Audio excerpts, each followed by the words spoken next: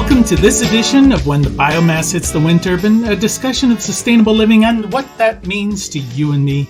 I'm Jay Warmke. And I'm Annie Warmke. That you are, and today we're going to talk about the Internet of Things, or why is my toaster smarter than I am? Well, so I just want to say, our personal toaster is not smarter than me. You're calling our toaster stupid. No, although I don't understand all the buttons, I do know it doesn't communicate with anybody else. Okay, well, this is just an indication. When we talk about the Internet of Things, that's what I'm going to geek out about here today.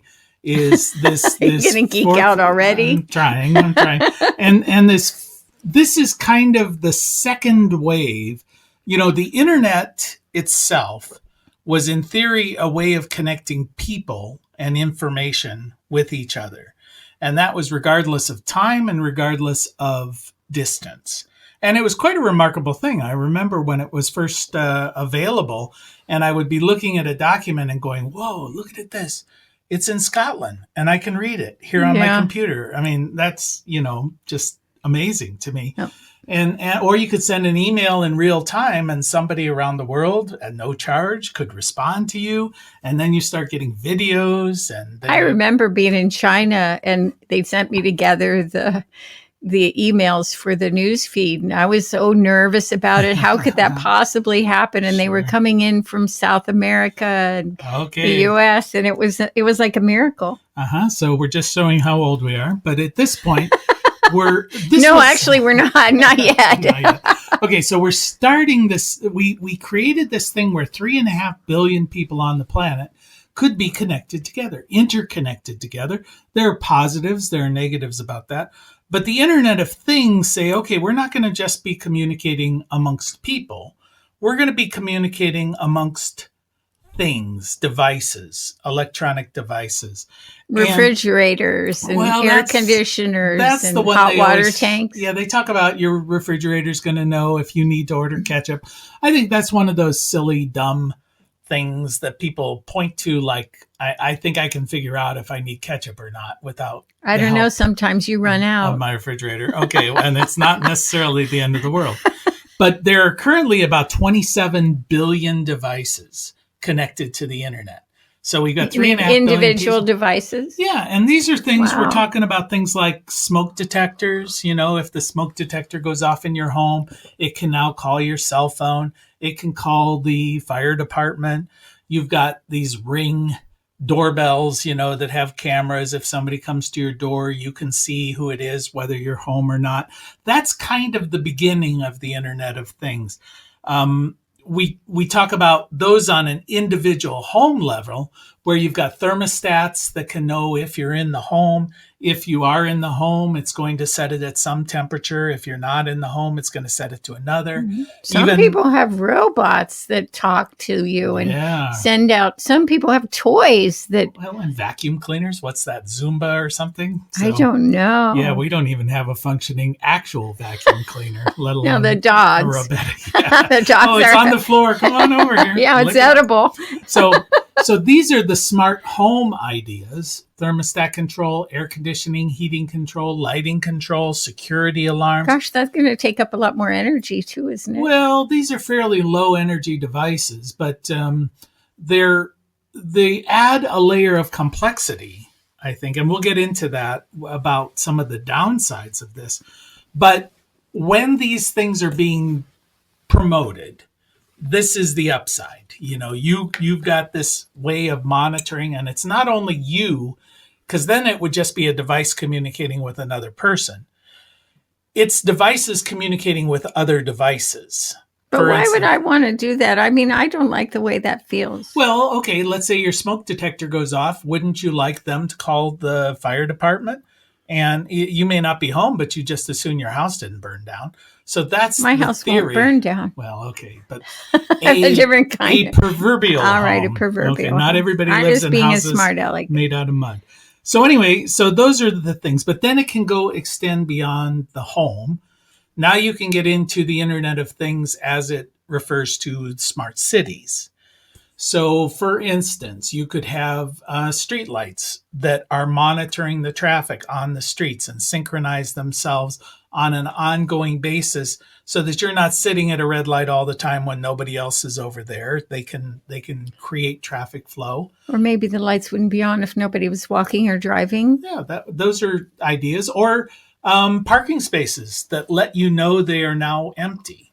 And that's a big deal in some cities. They estimate as much as 30% of the traffic in major cities are people driving around looking for a parking space. That's true. That's true in lots of even small towns. Sure. So if you had a parking space open up and all of a sudden it notified your phone, well, then you and 700 other people can try and rush in race there. and crash into each other. That was mine. I got it first. Or you could probably get premium service where you get notified 3 minutes before others. Anybody else, guaranteed. So we've got these smart city ideas that extends it beyond. You can have the smart electrical grid. That's something we've talked about a little bit in previous shows, where the whole electrical system in the United States can be determining what loads are coming up.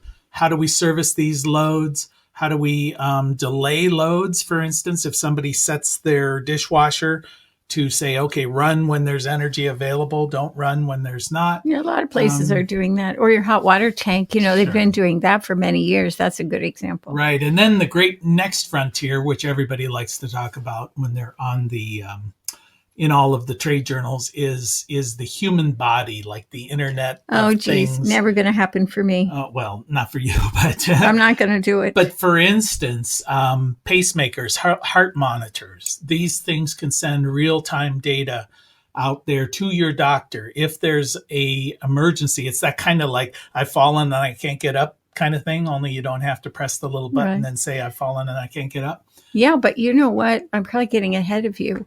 But my first thought is the thing that you were listening to about hackers and how they can hack. Okay, I'll wait. Yeah, we'll talk about the downside. But right now I'm trying to show you this is the promise. This is where it's going. Are you happy about this? I mean, this is a moral issue. Some things. I mean, I like to be able to pick and choose. Can you? Well, to a limited extent. Again, you're getting into some of the downside because I live in an area where we're still waiting for dial-up telephone. So, this Internet of Things has all these promises, but these promises rely on an underlying infrastructure. Yeah, they're mostly for urban. That in much of the country doesn't exist. And when you say they're mostly urban, well, in the inner city, they're not there either. So they're mostly middle class, concentrated, relatively wealthy neighborhoods. That's what they're for. Well, we won't have to worry then. No, those people move out when we move in, That's right. So we have goats. Okay, well they're hacking. They're the ones. The goats are hacking. So this is some of it. So we've talked about your smart home, your smart city, your smart medical body. In theory, insulin injections. They have those where you have an implant. Pump. That pumps and monitors your blood glucose levels or whatever. I'm talking about things I don't know, but then they monitor it and adjust for it. And so this is the promise. But what could go wrong? I mean, what if it doesn't function properly and it gives you too much or not enough? Well, not enough, you would know, but. Well, I want to give you a couple of other examples because some of these things get kind of silly before we get into the what will go wrong, because, anything devised by mankind is devised to not work the way it was devised, Well, not to send us off track, but really, the problem with this is that it's still based on the idea that technology will cure all. Oh, sometimes it does. Like, what did it cure, really? Well, if I want to drive to California, a car is helpful. Okay, I mean modern technology. Cars have been around for 100 years. It's fairly modern in the global scheme all right, of things. but I'm serious. I feel like this is saying, okay, we'll just put all of our cards in one basket, and it will be. Every time I give you a positive, you're going to jump in with the negative Nelly here. And there would be plenty of time for that because there are an awful lot of negatives. But this is the big one: location tracking. Location tracking is going to be huge. It already is. I know it already is, but this, I mean, you ain't seen nothing yet, Gomer. Men track women with their phones and hurt now them. You're talking stalking, but I'm talking about... What do you call it? Well, there are a lot of legitimate reasons to track things. Like, I want to track my package. Okay, right. Well, that already happens. Packaging, yeah. A store may want to track its inventory. Did it get misplaced on the shelf? I need to know where these things are. The library tracks their books. Yeah, that's already happening. Truckers, they're being dispatched, and every vehicle has a tracking device so that their boss can know that they're not sitting by the side of the road, sleeping or lollygagging. Whatever. So there's a lot of tracking going on, an awful lot. Of course, there's when you talk about planting, the environment, farmers, all of this, you can have soil monitors that are monitoring in real time how much moisture is in the soil. They're already doing that. They have huge tractors that think for you, so that they just hook up to another tractor. You don't even need a human being in it. Right. Well, but that's like basically there you're talking about GPS. So your vehicle is communicating with the GPS system, and that's part of the Internet of Things. You've got there's really, this is a real thing, garbage cans that are connected to the internet and let the garbage person know when they're full. Do they have names? I don't know. Like George and Harry? Huey, Louie, and Dewey? Wasn't that Silent Running or something, that movie where the little robots, they all look... No, Huey, Dewey, and Louie are the ducks. I know, but they were named after Donald Duck's nephews. See. Okay, so we're 3 generations of references here. I don't know that movie. So now another thing which would drive you and me and everybody hopefully absolutely bonkers is targeted advertising. But they're already doing that too. Okay, I know. I said everything that we're talking about exists, but it's just in its infancy. Oh, that's gross, because all you have to do is look at something online, and suddenly on the side of your screen, it starts promoting to you all the different companies that want to sell you something. Yeah, usually something you've already bought. Like I asked you the other day, have you been looking at harmonicas? Suddenly they decided I needed rhythm in my life or something. Maybe you do. Maybe I played a Bob Dylan song or something. So, and then there's things like, so the targeting advertising. You're walking through a store, and every little display goes and modifies what it shows you based on what you just looked at or what you were thinking. Or what you were thinking about. That could be You're going to put a chip on you that will be able to connect with.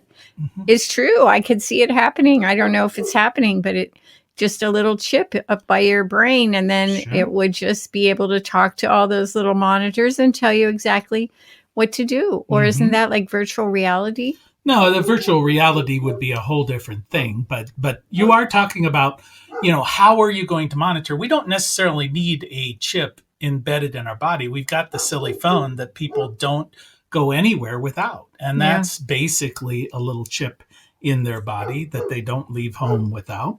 So anyway, at this point, I wanted to just take a break here and remind everybody that you are listening to When the Biomass Hits the Wind Turbine with Jay and Annie Warmke, reminding you that it is indeed the end of the world as we know it.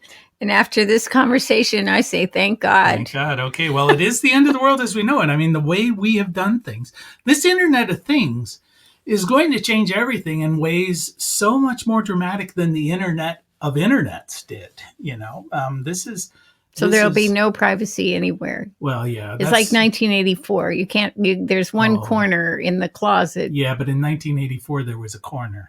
No, you're not going to have a corner to hide in. They'll be all curves. No, and of course, a lot of people will think this is great. I mean, a lot of people tell everybody every day what they had for breakfast, so on Facebook, and think that that's newsworthy. So I think a lot of people will give up that privacy for the convenience that all of this is. Okay, so let's get into the downside. Okay, I tried to talk about the upside of the Internet of Things, but you wouldn't let me. So now...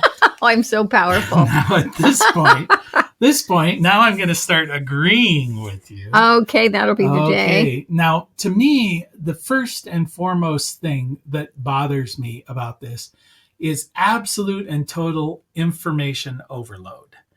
I think people don't take a break, to sit and actually think at all. I mean, you just notice people sitting there. Well, they don't just sit there and look at the breeze and feel the breeze, look at the birds or whatever. They're looking at their friggin' phone, you know? I mean, that's in America. I was shocked when I was in Europe and people were sitting on the subway train and they were reading books. yeah. Well, that's information as well. But anyway, that's a more sedate way of getting information.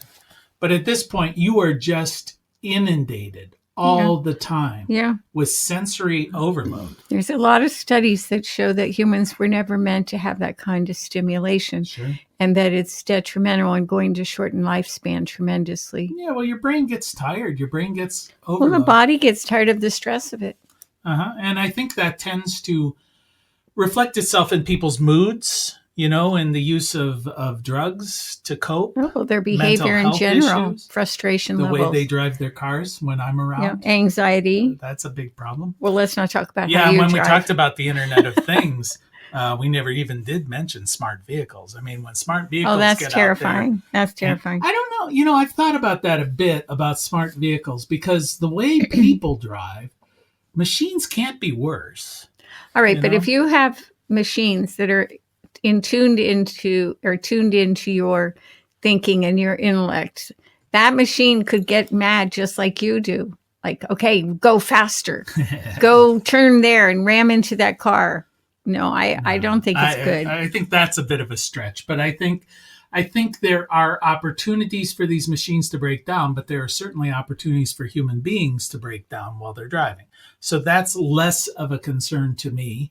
I don't know. I don't know how that's going to play out. I'm kind of ambivalent to the whole self-driving vehicle thing. Well, one thing that I'm not ambivalent about, I've thought about this a lot at different times when you bring up these things, is it feels like we're just like the telephone or the toaster. We are the product. Right. Yeah. Well, and we're being bought and sold. Sure. There's a saying that if you don't pay anything for the product, then you are the product. You know, well, we pay, but we're still the product. These apps that people use, people download software apps on their phone. They think they're free, but you are really the product. Yeah. What they're doing is tracking your behaviors and selling that, tracking your information about where you are, your location. Why does your flashlight need to know where you are? You know, it doesn't, but they need to know. They want that information. They want to know how many chickens you're checking on in the middle of the night. Well, I think they're just mostly wanting to know who knows what people are out there, who downloaded it. Maybe the darn thing actually takes a video and you don't even know it. Could be. I know that your phone will monitor your conversations, even if you're not using it. So these are issues, big data issues. Like there's an example of a chat room. Chat room's a bit of an old term at this point. They still say that. But where people were discussing medical issues. And basically what the company that was hosting the chat room was doing is gathering all the information about the individuals as they discussed it, and then supplying that to drug providers, insurance providers, so that if you said, I think I've got colon cancer or whatever, all of a sudden your insurance rates go up because you mentioned that. Or you get canceled. Yeah, or they cancel your insurance, you know. So that's certainly something you didn't think was going to happen when you unburdened yourself to your fellow, you know, people on that same interest group. So those are issues. Those are real issues, and that gets to your privacy issues. You know, there is no such thing as privacy anymore when you're living online. Well, I think it also becomes moral issue, because isn't it immoral to treat people like that? You think morality has anything to do with no, business? But I do think it does. No, I agree. do think it does. And I think this is what we have to give as our sort of bottom line when we think about using these kinds of techniques and technologies is this morally bankrupt kind of behavior? Well, and I think because all of this is new, the internet itself is only, 30 years old. Yeah. It's relatively new and it's always evolving. We don't quite, as a society, as individuals, understand the implications of what we're doing or how to cope. You know, the whole thing that we've just run through with the latest political processes where the so-called, in quotes, fake news. Okay, well, there are stories out there that are simply not true. Well, we haven't learned yet as a society how to come to grips with the fact that we're constantly bombarded with information and we don't know if it's true or it's not true. We used to believe if Walter Cronkite told us something, it was probably true. We had faith in those institutions. Well, now those institutions are gone and replaced with a cacophony of sound. Here's the thing: as humans, we don't seem to learn anything because look at the atomic bomb. They said we had no idea our technology would be used like that. Baloney. The first thought that would come to anybody who had a thought would be, man, you could blow up a lot of stuff with that. Sure. And it's the same with this. Every technology that has the ability to make your life better typically also has the ability to make your life worse. And we need to come to terms with what is the right balance. All right, but we don't have any choice. This is about capitalism and people, a small amount of people making a ton of money. Sure. And I don't see how we influence that. I think it has to come back to our own personal behaviors and saying we're not going to participate. Yeah, so you have as much choices. As possible. We don't have a lot of choices. You started out with that. Well, a lot of this pulls us in. We need our phone, and anymore, like they came and took our landline now, so we don't have a choice. And we also have neighbors who don't even have the ability to use a mobile phone. Sure, and that's one of the things I wanted to bring up is we become technology dependent because a lot of these tools begin to be so ubiquitous that the analog or the reliable backup disappears and you become totally dependent upon this. A good example was I was teaching a class at a site, off-site, and all of the lighting in the building is controlled by a central computer. There are no light switches in this building. And we were meeting on the weekend and they couldn't figure out how to get a hold of a person to program the lights so that we had lights in this building when we needed to have lights. Why'd they get rid of the switch? Come on, but this is a common problem in a lot of new schools and things too. They can't figure out how to make the heating and air conditioning work properly. Well, and the reality is technology breaks down. Technology always breaks down. We have to have some reliable way of walking over and just flipping a switch. Also, we need human beings to be able to do things simply and not just have one person who knows how to program something. Yeah, well, and that's another issue. You're leading me into these issues. People become, as this technology becomes ubiquitous, you get more and more disconnected from the world you live in. Well, we're the product. We don't have to think. Yeah, but I don't know how to turn on the lights. Yeah. I don't know how to turn off the water.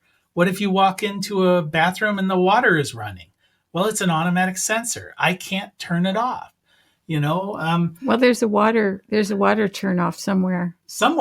But we don't. Most people don't know that today. You do too, but but most people don't even know where that is in their own home. Where's the shutoff valve? Yeah, that these things are now outside of our realm of control. And we don't even know how to fix them. We don't know how to work on them. We don't know how to do anything. We don't know how to turn them on and off. They're automated. Okay, I got one question just to end this. Just one question. Is how do we transfer this into or translate this into resiliency as humans? Well, I guess what you're going to have to do is, again, make choices and say, all right, if you don't give me the ability to control my world, I will not participate in your product.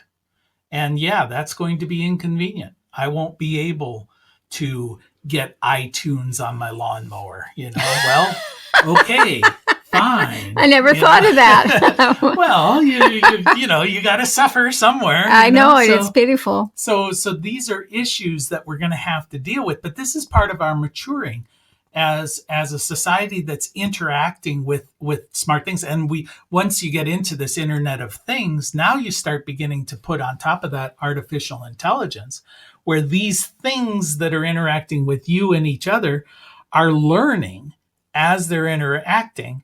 And we already see that, like with predictive software, when you're typing something and it tells you the I word hate that you're... autocorrect. Yeah, oh my and you're God. like, I didn't want to say that. I didn't want to say Especially that. when they Change give that. you an anatomically correct part. Well, what about if you come home and your door says, no, you don't come home at this time. You must be an intruder. And you go, no, I'm me. I want in my house. No, I'm sorry. I have decided you're not who you say you are. I'm going to keep you from coming into your house. And, that's very, very likely. But what about the hackers that can control your heart valve or your insulin pump? You know, they're going to extort from you. Well, there's a lot of kill issues. you. When you're connected to the cloud, basically you are no longer like, I live in a small town, so the only one who's going to rob my house is somebody who's physically in my town. I'm connected to a worldwide environment of people who want to do me harm. Yeah. All the time. It's all about money. Sure. So they can rob me, even though I live in a tiny town in Ohio, and they may be in Belarus for all I know. Yeah. Or they were talking in the book I recently read about long distance assassination. If I have a pacemaker in my chest, somebody could hack into that and give like 600 volts directly to my heart, kill me, be nowhere around, no way of Nobody tracing. would know. No, or insulin pumps. I could give a lethal injection. And they showed it, a hacking thing of a guy who demonstrated you could do that to everyone who has this device within a 25-mile radius. Okay, well, you would say, why would anyone do that? Well, why did they hack into your computer and do stupid things just because they can? It's a terrorist attack or whatever. It's just a way of disrupting your society.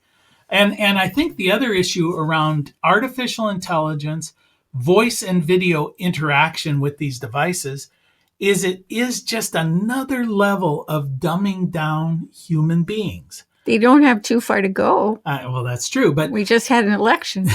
But we no longer have to know how to read. We no longer have to know how to think. We don't? No, clearly. Oh, that'd be terrible. Not to be able to read. Yeah, I mean, if you just say, Alexa, what is the capital of Mongolia? Well, how much did that take? How much research? You don't know if she's right. You will accept it, even if she's wrong. Oh, I'm no good at that. I argue with the GPS woman. Yeah, but most people will drive.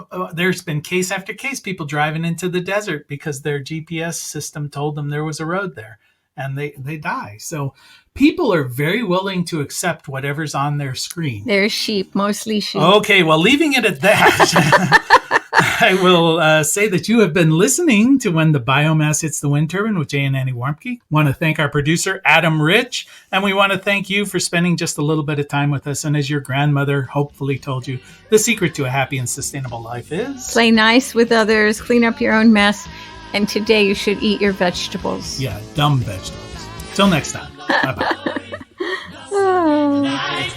I know the stars are dancing in the firelight. Soon we'll be together, and all will be revealed. Mother Earth will sing, and her children will be healed. See the morning glory blossom in the night. I know the stars are dancing in the firelight. Soon we'll be together, and all will be revealed. Mother Earth will sing, and her children will be healed.